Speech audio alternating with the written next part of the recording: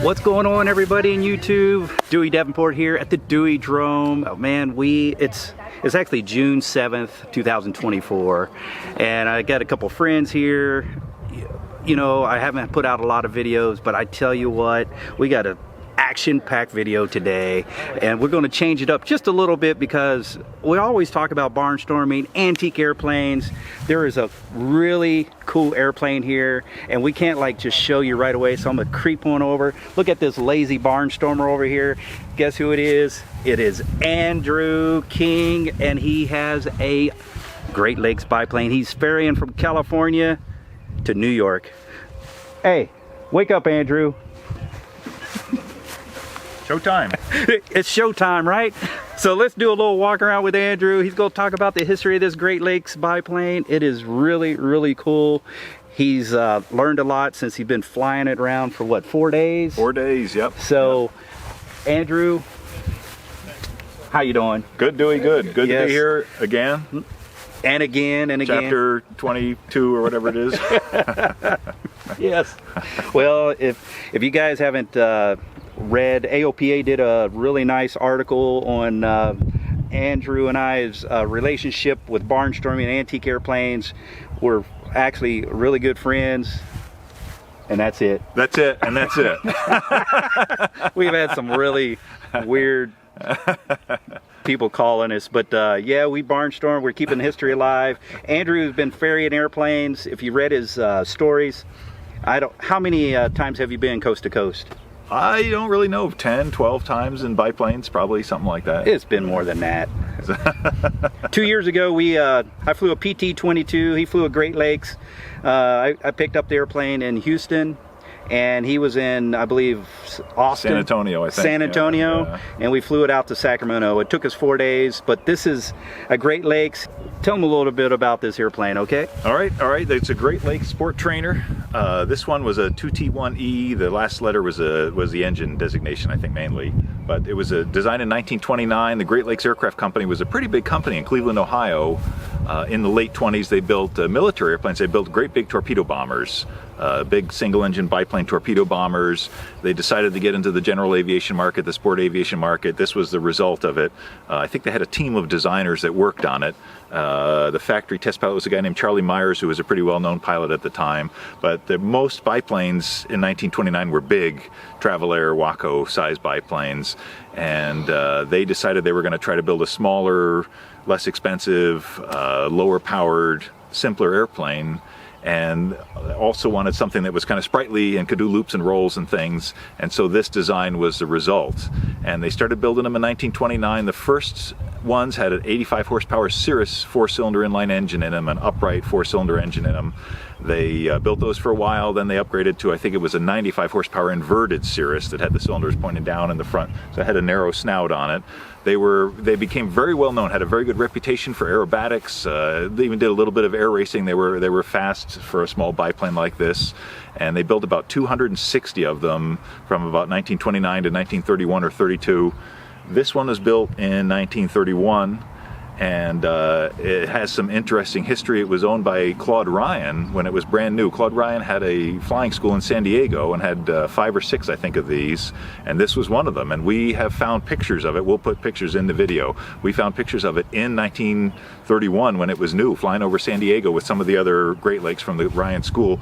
Claude Ryan, of course, owned the company that built the Spirit of St. Louis. And so that was probably his most famous part of aviation history. But he also had this flying school. He had another later Ryan company that built the Ryan STA, like Dewey has flown the Ryan ST, and another very famous 1930s airplane. But the airplane was owned and new by Claude Ryan, kept it for several years, used it for his flight school to teach people to fly. I'm sure they taught aerobatics in it also. Eventually it went through several other owners, kind of fell out of use, I think, by World War II.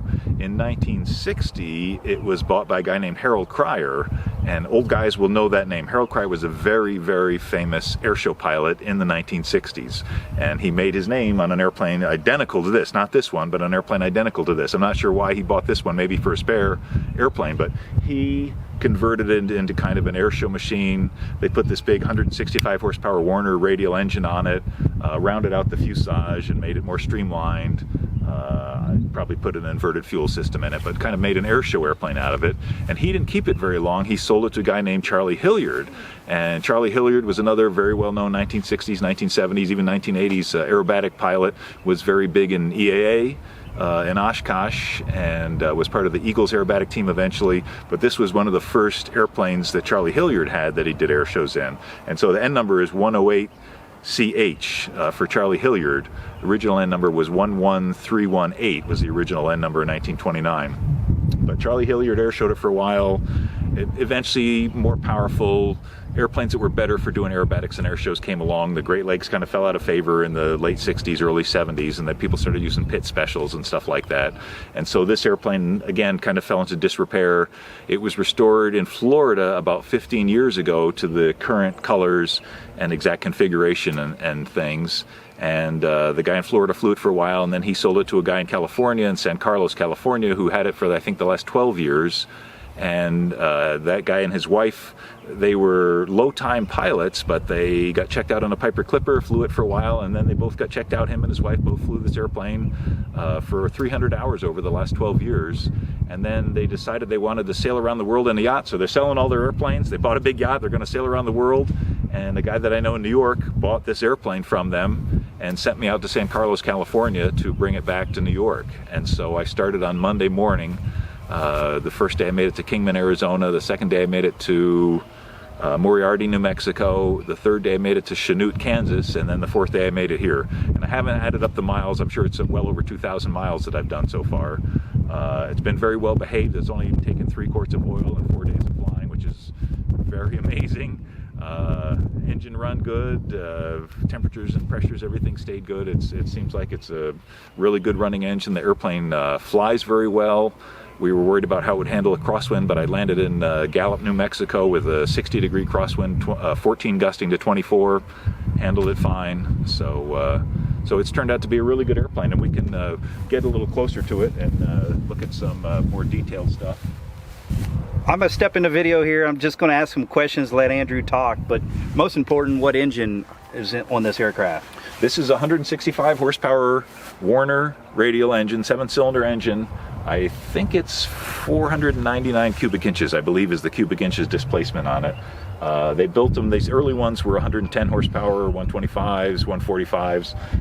All those early engines, you had to grease the rockers like you've seen in some of our videos for the early engines. The 165 has overhead oiling, totally self-contained. It's probably the best Warner that was built. They made a 185, but they were very rare. So this is probably the best Warner engine. It has a reputation for reliability and power, well-earned reputation. They're getting very scarce now. It's getting hard to find parts, and people are a little worried about Warners at this point. But this one only has 300 hours on it, and it'll probably go 1,000 hours. So most people fly these airplanes 20 or 30 hours a year, and it'll last a long time for the new owner. But that's the engine. Has the big round cowl. Like I say, originally it would have had an inline 4-cylinder engine, had a very narrow front end, and they look kind of cool too. But there's something about a radial and the radial sound, also very cool. And the 60s air show history is also very cool. And those were Warner engine Great Lakes in the 60s doing air shows. So we know what this is, but talk about this baffling. This is a little bit more unique, and it's really nice and how it's cowled in there. Yeah, it's a fairly tight cowl, so you have to worry about it running warm. They put these pieces of aluminum in between the cylinders to fill up all the space, and it forces the air to go right next to the cylinder through the cooling fins and helps keep the engine cool. Okay. What's the fuel burn? 10 gallons an hour? It's burning about 9 gallons an hour. That's good. I was expecting 8. It's burning about 9. I can lean it back. It has a mixture control. I can lean it back to under 9 an hour. But yeah, it has 25 gallons, and the wing tank is in the center section of the wing. It's just one tank, and it's in the center section of the wing. 25 gallons and burning about 9 an hour. So you're flying about 2.5 hours at the most? You could fly 2.5 hours and be out of gas. Okay. So the most I've flown is 1 hour and 50. Okay. And then I have some reserve left. It's pretty much like the PT-22. Kind of, yep. So it doesn't have long legs. I'm pretty sure I've stopped in the last 4 days 20 times, something like that. Oh man! And probably 4 or 5 more legs to go. So been a lot of takeoffs and landings. We really need to do a video and talk about our ferrying experiences. Like going different spots and then trying to figure out how to get a hotel and traveling to the hotel and back. It's always a nightmare and a story to tell. Yep. There's been some stories this trip. Yep. I like this. So it has a one exhaust coming out. Right. What about the gear? How does it feel on the gear? It's pretty good. It's what we call an outrigger gear because it has these struts coming out from the fuselage. So that's an outrigger landing gear. Which makes it pretty stable. The shock strut is not as long as if it came all the way up to the top of the fuselage like some of the early airplanes did. So this is a pretty good landing gear design. It has 10-inch wheels with 850-10 tires on it, which are kind of normal 1960s. I think they're probably off like the wheel pants I think are from a Cessna 195. The wheels and brakes are the same as Ace, the Travel Air.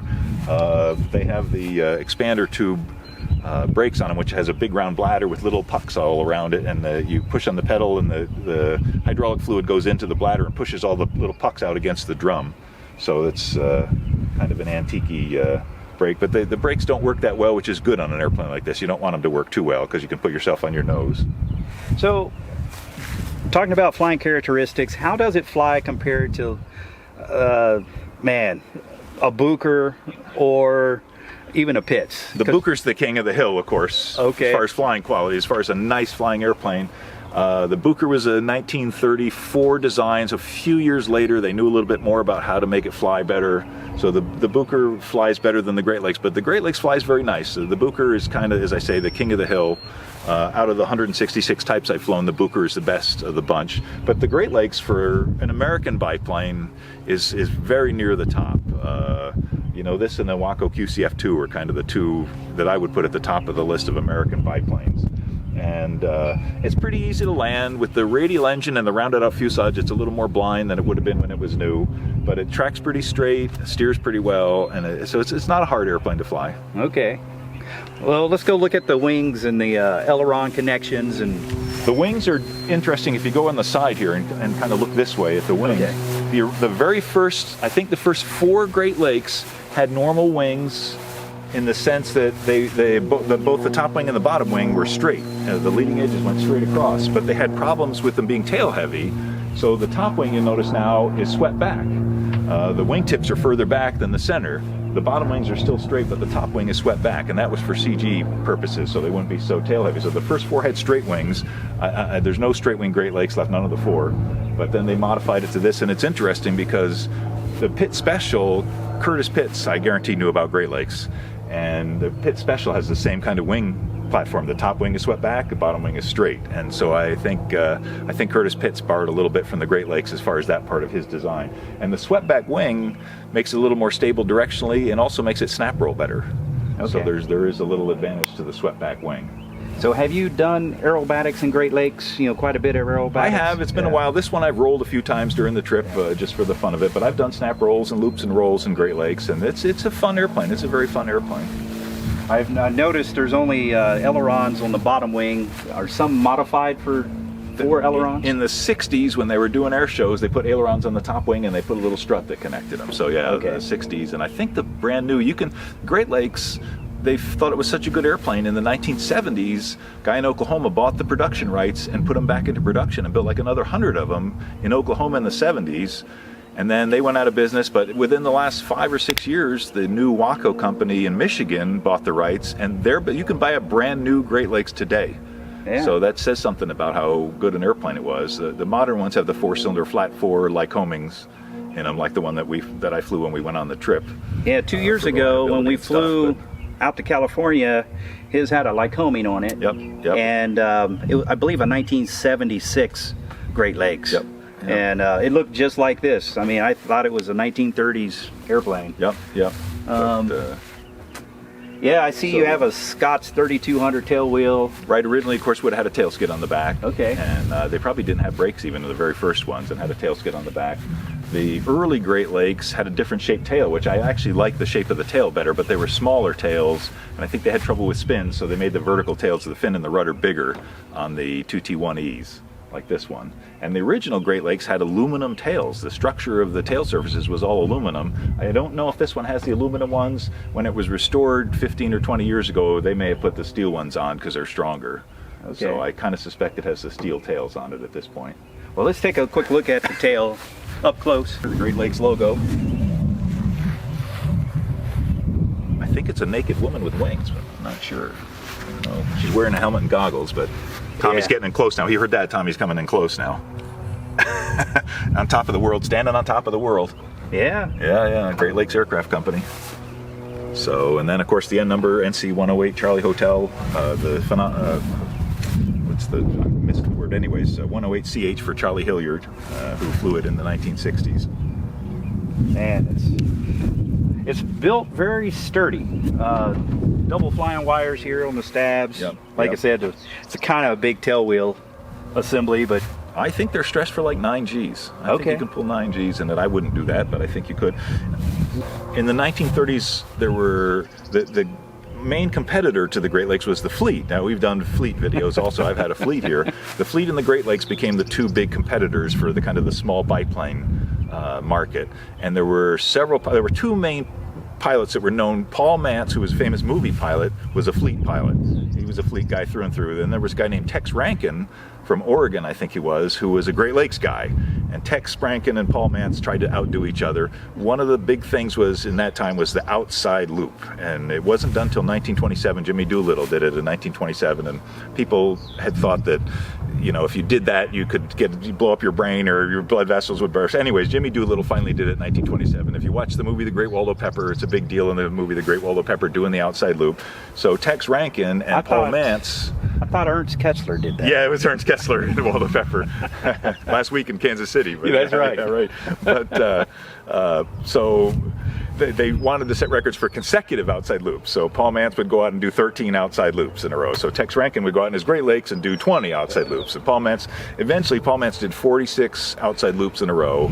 And that was the record for years and years and years. I think till the 70s that was the record. And Paul Mantz, in fact, he used to race airplanes. He always put number 46 on it. That was his lucky number after that point. But I would rather have a Great Lakes than a Fleet. The Great Lakes, I think, does better aerobatics, flies nicer than a Fleet. Fleet's a nice flying airplane. I've got nothing against Fleets. I like Fleets. It's like a lot of these airplanes. It's a degree of quality, but I would put the Great Lakes above the Fleet as far as an aerobatic airplane. But Tex Rankin was a big Great Lakes guy. There was a woman pilot named Dorothy Hester, who also was a very well-known airshow pilot back in the 1930s, flying Great Lakes. Betty Skelton, who was famous as the owner of the second Pitts ever built, and an air show in the second Pitts, she had a Great Lakes, I think, like this one. I can't remember if it had the Warner engine. It might have had a Ranger or a Kinner engine on it, but Betty Skelton had a Great Lakes that she was doing air shows in the 50s before the first Pitts came out, and it was called Big Stinker and had a skunk on the tail, and she called it Big Stinker. And then when she got the first Pitts and started air showing it, she called it Little Stinker, and it's very famous, Little Stinker, the second Pitts ever built. And I think that's the one that's in the Air and Space Museum now, I think, is Betty Skelton's Little Stinker. But she started in a Great Lakes Big Stinker. So that was part of the air show history up to the 1960s of the Great Lakes. Well, can we look at the cockpit real quick? And then we're going to go out and fly the airplane, do some aerial shots. Brittany's here. If you guys haven't, you should always contact us over in the fall. Brittany puts out a calendar of antique airplanes every year. This is her second year, so next year will be her third, but she's here to shoot this. We're going to do some air-to-air, hopefully some video, and we'll include it with our video also. So let's go look at the cockpit. You want to spin it around with the sun on it? Or? Yeah, let's do that. I'll pull back and put forward. Yeah. Lined up, ready to go. How about like that? All right. Yeah, come look at the cockpit.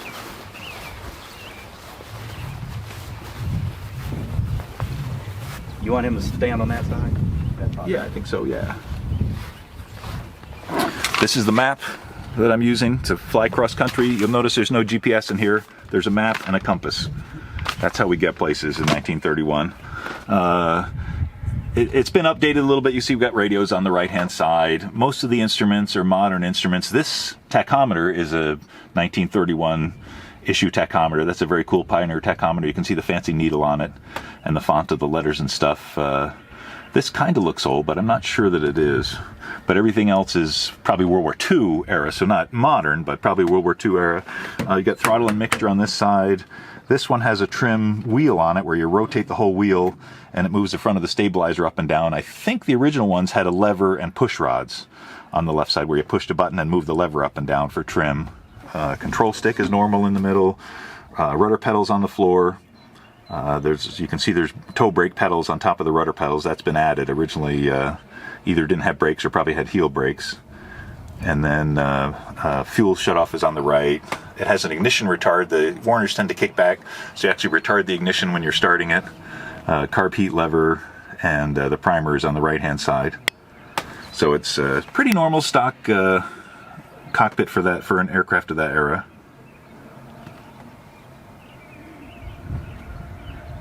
And that's about it. And of course the front cockpit has a front cockpit because again they were used for trainers, so it has full controls in the front cockpit.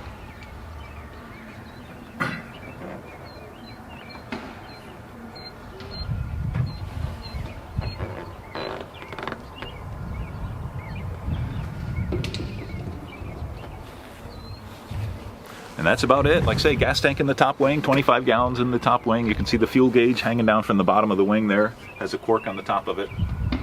And then goes down to that pointer. It reads less when the tail's down because the gauge is near the front of the tank. So once you get to level flight, the gauge will go up a little bit. But that's the basics of the Great Lakes. There's a little baggage compartment behind your shoulders here. It opens up where you can put stuff in there. Got my trail mix. A few quarts of oil, some tie-down ropes. That's your baggage compartment. All right, that's it. Andrew says. That's our encyclopedic entry for the Great Lakes Sport Trainer. Well, I hope you guys enjoyed it. We're going to actually go and fly it around. We'll probably shoot a couple minutes of air-to-air with it, and it would be kind of cool to put Andrew on some audio, but I doubt we'll do that. We'll probably, catch up with Brittany. What is her? Blackbriar Photography. Yeah.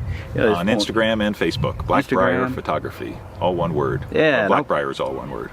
Yeah. We'll put it on the little screen and let you guys. You can follow her. She puts out some amazing air-to-air shots. And yeah, we hope to see you guys at Oshkosh. There's another thing I was going to talk about. June 27th weekend, I'm gonna be over in the Muncie area giving rides, and that's where Waldo Pepper was. Muncie. The Muncie Fair. They were trying to get ready for the Muncie Fair when they were doing the outside loop. Yeah. Waldo didn't work so well for the outside loop. But yeah, it didn't. We're not going to do that. Airplane person, then you'll know what we're talking about. Otherwise, 3 demerits.